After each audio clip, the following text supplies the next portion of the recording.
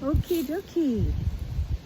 Cinnabar, Chapter 3, Just in Case. Saturday dawned in a film of fog. Tangled skeins of mist enveloped trees and bushes as if they were caught up in a cocoon. The dawn found Cinnabar close by his den, dozing in the lee of a fallen log. His brush of a tail still curtained his eyes, letting in only slivers of light. From the pink of a timberdoodle, he knew, however, the morning had come. Half awake, half asleep, he had the exquisite feeling that today was just his.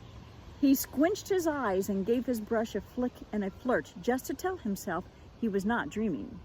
That he was, in fact, Cinnabar, the 1 o'clock fox, and today was his for fun. With a lusty sigh, he rolled over on his back, crossed his paws behind his head, and looked up at the dewy underside of some ferns. A drop of dew splashed right in his eye, and he blinked it away, grinning. He would have to use all his foxy tactics today, for with this moistness, his scent would cling sharply to underbrush and grasses. Fully awake at last, he sat up on his haunches, thinking. Soon, the hunters would be jogging to the meet. He saw the whole scene in his mind. The whippers in with their long-thonged whips. Billy Lee, the kennel huntsman, and his pack of hounds close around him. And there, consulting his watch, would be the master of the foxhounds, George Washington. He would be in full regalia of blue frock coat and scarlet vest, both embellished with gold fox head buttons, and he would be astride Blueskin, his big Irish hunter. Cinnabar had to laugh to himself. Not only the coat of the horse and of the general looked all of one color, but the braided tail of Blueskin and the pigtail of George Washington looked much alike and stuck out behind at exactly the same jaunty angle.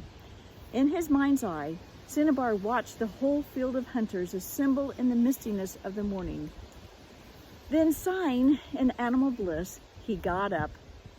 Stretching to his full length, he opened wide his jaws and he let his red tongue curl outward until it licked the cool wetness on the fern fronds.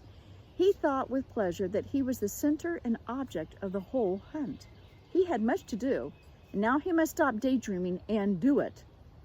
At a lolloping canter, he went down to Dog Creek, where a sloping bank shelved inward, forming a little hideaway. With his forepaws, he dug furiously under the shelf and produced first a gunny sack, all muddy and balled up, and then a dozen fish heads, which he had banked against just such a day as this. If he should be captured and killed in the hunt, these would keep Vicky and the little ones in food for days to come. He felt good about that. A crow swooped down low, croaking in his ear and threatening to steal the fish away.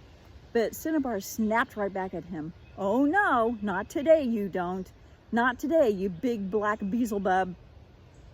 I never felt so strong. If you weren't old and tough, I'd catch you and take you home too." "Nah, nah!" squawked the crow, and off he flew, knowing he was no match for Cinnabar today.